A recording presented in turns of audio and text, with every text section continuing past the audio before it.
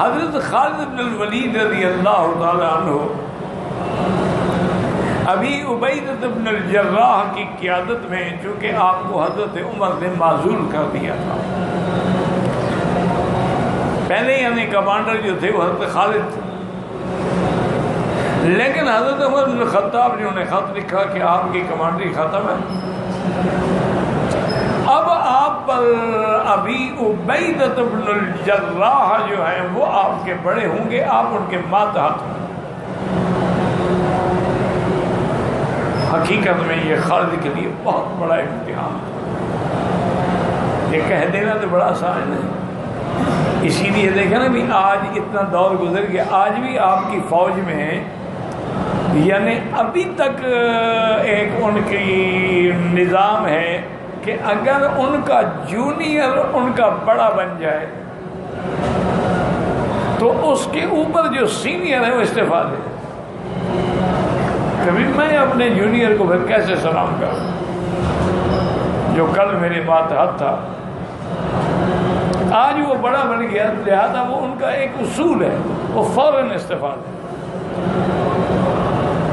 کبھی بن گیا ٹھیک ہے، اس کے نصیب ہے، لیکن ہم اس کو سلام نہیں کر سکتے۔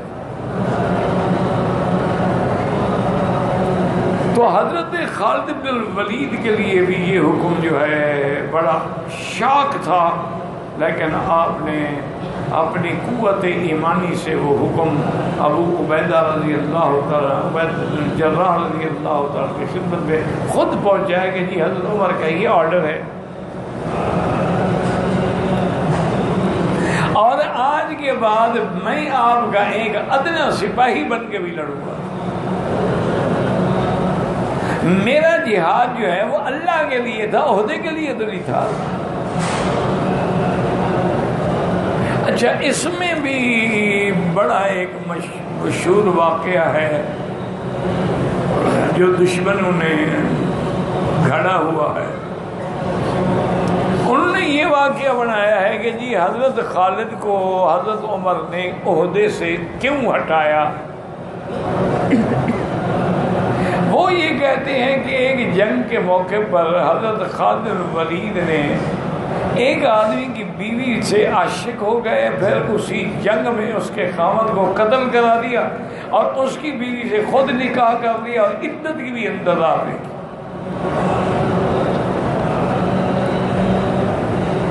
حالانکہ اگر وہ مر گیا تھا تو اس کی بیوی کے لیے 4 مہینے 10 دن تو عدت ہے۔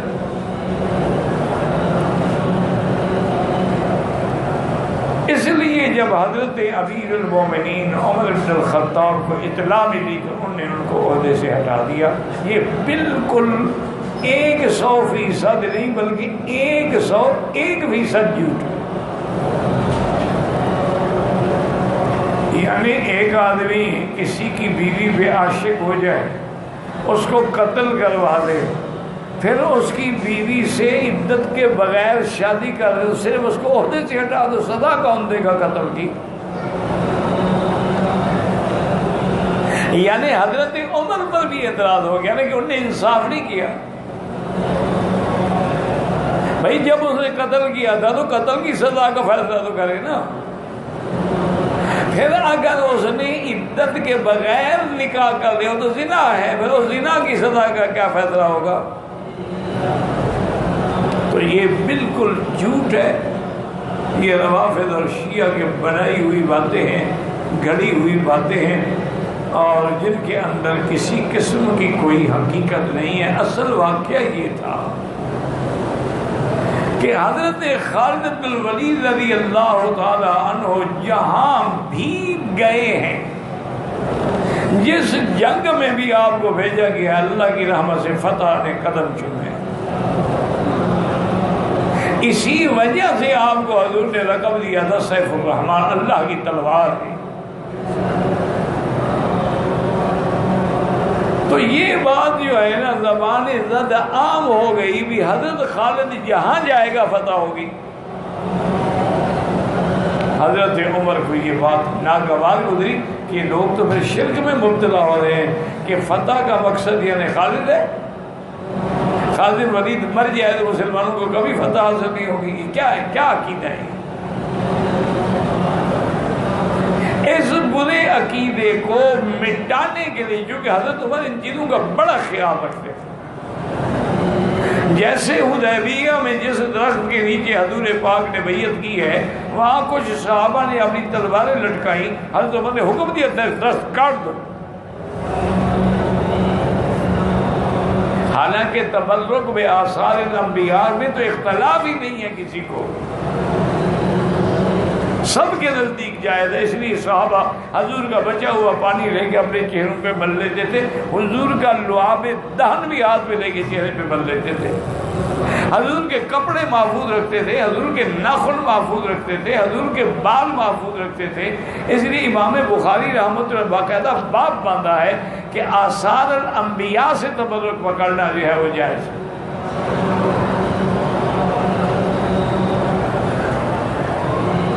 لیکن ان سب چیزوں کے باوجود یاد رکھیں کہ دشمن جو ہے نا جی وہ تو دشمن ہوتا ہے. پھر صرف حضرت خالد پر تو اعتراض نہ ہوا نا. یہ واقعہ حقیقتاً اور ہر لحاظ سے غلط ہے. اس کی وجہ ہے کہ وہ نہ عقل کے مطابق ہے نہ نقل کے مطابق ہے. نقل کے مطابق یہ ہے کہ کسی کتاب میں اس کا حوالہ نہیں، اور عقل کے خلاف اس لیے ہے کہ پھر قتل کے مقدمے کا کیا کیا حضرت عمر نے. اس عورت سے نعوذ باللہ عدت میں آپ نے اگر نکاح کر دیا تو زنا کے فیصلہ کیا کیا آپ نے. یہ تو کوئی فیصلہ نہ ہوا کہ عہدے سے ہٹا دو.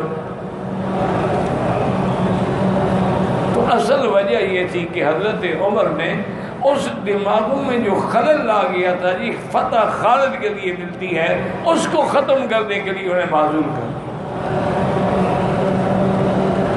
اور یہ حضرت خالد ولید کا کمال ایمان ہے کہ جو آدمی ان کے ماتحت تھا، اب ان کے ماتحتی میں آپ نے کہا کہ میں بالکل میں اللہ کے لیے جہاد کرتا ہوں، عہدے کے لیے تو نہیں کرتا.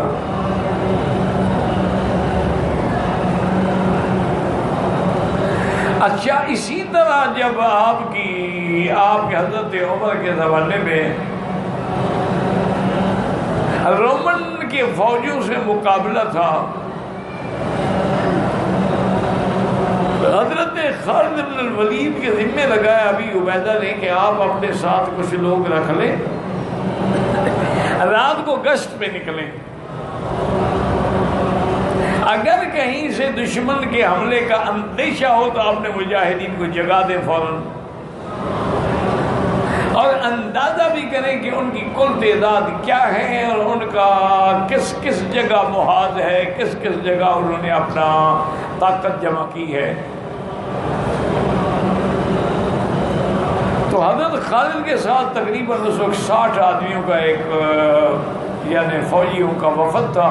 ان کو لے کے گھوڑوں پہ سوار ہو کے آپ چل پڑے، اور آگے جب گئے تو رات ہو چکی تھی، ڈھل چکی تھی، اور لوگ جو ہے نا وہ روم والے تو آپ کو پتہ ہے شرابی کبابی لوگ شرابیں شروع ہو گئی. تو حضرت یہ خالد نے ساتھیوں سے کہا بھئی ان پہ ہم حملہ کیوں نہ کرتے ہیں، نشے میں بدبخت پڑے ہوئے ہیں بدبخت. انہوں نے کہا خالد کیا کہہ رہے ہو، ان کی تعداد 60,000 ہے اور ہم 60 آدمی ہیں، 60,000 سے لڑیں گے. آپ نے فرمایا یار مدد جو ہے نا فتح جو ہے وہ کبھی عدد پر تو موقوف نہیں ہوتی، فتح تو اللہ کی طرف سے ہوتی ہے. وَالنَّصْرُ إِلَّا مِنْ عِنْدِ اللَّهِ. فرمایا کہ اگر تم لوگ نہ بھی میرے ساتھ دو نا میں تو حملہ کروں گا، میں تو اس موقع کو ضائع کرنا نہیں چاہتا. حضرت عمر نے خلاصہ یہ ہے کہ ان پہ حملہ کر دیا. وہ بھی ہڑبڑا گئے، جاگ گئے، چلو حملہ کر دیا. 10 پہ 20 پہ 1000 کا لشکر تھا، باقی تو اٹھ کے کھڑا ہو گیا نا. حضرت ابی عبیدہ اپنے خیمے میں سوئے ہوئے تھے کہ خواب میں انہیں کہا گیا کہ بھئی ابی عبیدہ تم آرام کر رہے ہو اور خالد دشمنوں میں گھر گیا ہے، اٹھو اس کی مدد کے لیے. ابی عبیدہ ہڑبڑا کے اٹھے، فرمایا الرحیل الرحیل الی نصرت خالد، جلدی لشکر تیار ہو جاؤ.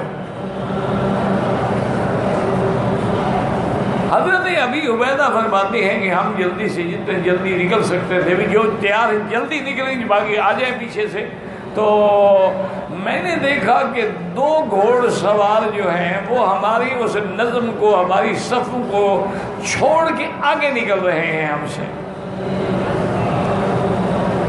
ابو عبیدہ فرماتے ہیں کہ میں نے اپنے گھوڑے کو مہمید لگائی، میرا گھوڑا بہت تیز تھا، میں نے ان دونوں کو آواز دی کہ ٹھہر جاؤ، دشمن ہو تو مقابلہ کرو، اگر دوست ہو تو ہماری نظم کو توڑ کے کیوں ہم سے آگے جا رہے ہو؟ تو ان میں سے ایک نے کہا ابی عبیدہ میں خالد بن الولید کی بیوی ہوں،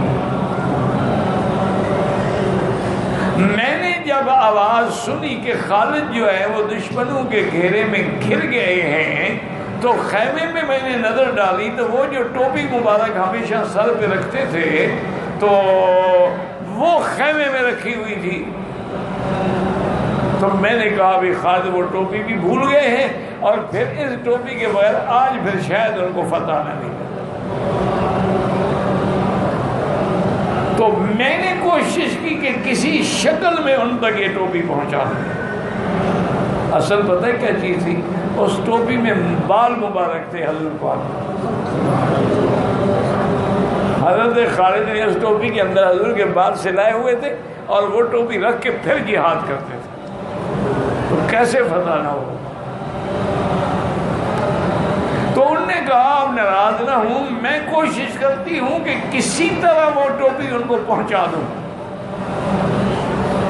بی بی فرماتی ہے کہ جب ہم میدان کارزار میں پہنچے تو اندھیرے میں اور گرد و غبار میں صرف تلواریں چمکتی ہوئی نظر آتی تھی اور کوئی پتہ نہیں لگتا تھا اب خالد کو کیسے ڈھونڈیں۔ کہتے کہ اسی اسنا میں نے سنا کہ خالد نے اللہ اکبر کا نعرہ بلند کیا، میں کہا خود یا خالد، وہ بھی میری آواز پہچان گئے کہ میری بیوی کی آواز ہے، پلٹے اور مجھ سے ٹوپی بھی اور ٹوپی سر پہ رکھی، ابو عبیدہ کی فوجیں بھی پہنچ گئیں، اللہ نے خالد کو فتح دے دی۔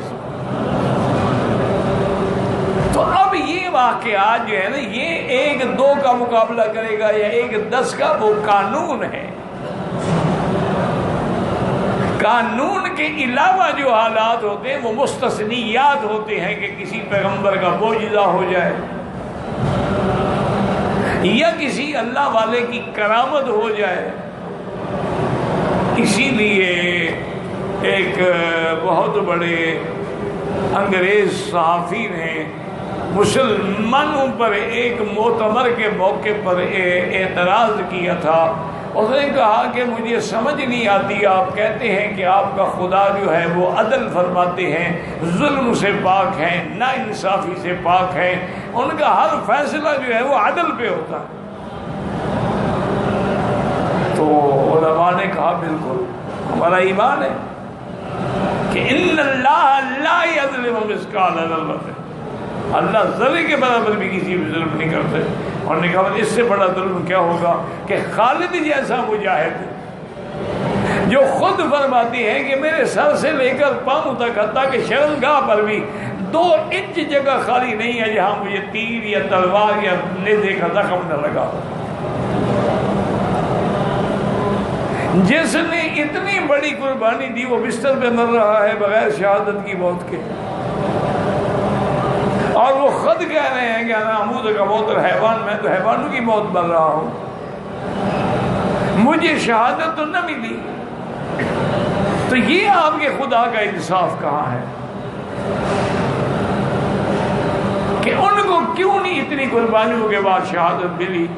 تو الحمدللہ آگے بھی علماء حق تھے، انہوں نے کہا تمہیں پتہ نہیں ہے اللہ کے ہر فیصلے میں راز ہوتے ہیں، اللہ حکمت والے ہیں۔ اصل بات یہ تھی کہ حضرت خالد کو شہادت تو تب ملتی نا جب کافر کے ہاتھ سے شہید ہوتے، اور کافر کے ہاتھ سے شہید ہوتے تو اللہ کی تلوار کافر توڑ ڈالتا۔ ان کا تو لقب تھا سیف الرحمان کہ اللہ کی تلوار ہے، اللہ کیسے گوارا کر سکتے تھے کہ اس کو کافر توڑ ڈالے؟ اللہ کی تلوار کو اللہ خود توڑے گا اور دنیا کی کوئی طاقت اس کو نہیں توڑ سکتی ہے۔ تو اللہ کی شان یہ حالات ہوتے ہیں، واقعات ہوتے ہیں. جیسے کسی شیعہ نے اعتراض کیا تھا کہ سیدنا ابو بکر کو شہادت کیوں نصیب نہیں ہوئی، حالانکہ شہادت تو بہت بڑا مرتبہ ہے. تو انہوں نے جواب دیا، بزرگوں نے، انہوں نے کہا تمہیں پتہ نہیں ہے حضور کو شہادت نصیب نہیں ہوئی، ابو بکر تو تصویر ہے محمد مصطفیٰ، پھر ان کو کیسے شہادت نصیب ہو سکتی ہے؟ حضور کو بھی شہادت کا مرتبہ اللہ نے دیا کہ جب موت کا وقت آیا تو آپ نے فرمایا یا عائشہ ھذا اوان انقطاع ابہری، اس وقت میری آنتیں کٹ رہی ہیں، من سم الذی اکلت بخیبر، وہ جو مجھے خیبر میں زہر دی گئی تھی اس کا اثر آج ظاہر ہو رہا ہے، تاکہ اللہ کا نبی بھی شہادت کے مرتبے پہ فائز ہو جائے.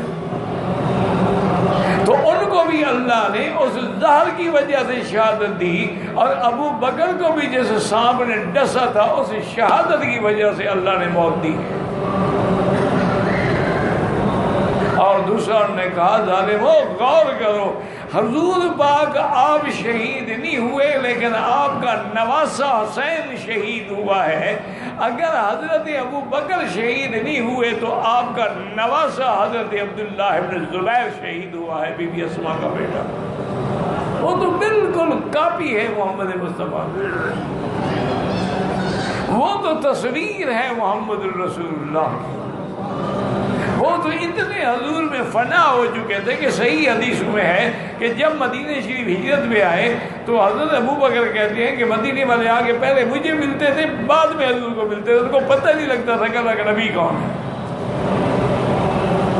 ایسا رنگ چڑھا تھا. حضرت ابو بکر کہتے ہیں پھر میں نے سوچا کہ یہ تو بیچارے دھوکے میں پڑ رہے ہیں، تو ایک جگہ سے دھوپ آ رہی تھی، میں جلدی جلدی کپڑا لے کے حضور پر سایہ کر کے کھڑا ہو گیا. ایک تو دھوپ نہ آئے اور دوسرا پتہ لگ جائے کہ خادم کون ہے اور مخدوم کون ہے. اس لیے ہمیشہ یاد رکھیں قانون الگ ہوتے ہیں اور اللہ کے انعامات الگ ہوتے ہیں.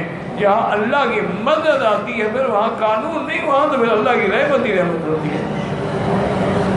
اب جیسے مقام بدر دیکھ لیں کہ کہاں 313 اور کہاں 1000 کا لشکر، اور جب اللہ کی مدد نہ آئے، اب یوم حنین اذ اعجبتکم کثرتکم، کہ جب تم حنین کی جنگ میں گئے ہیں تو تمہارے ساتھ 12000 کا لشکر تھا، تو صحابہ کہنے لگے آج ہمیں کون شکست دے سکتا ہے؟ تو شکست آ گئی.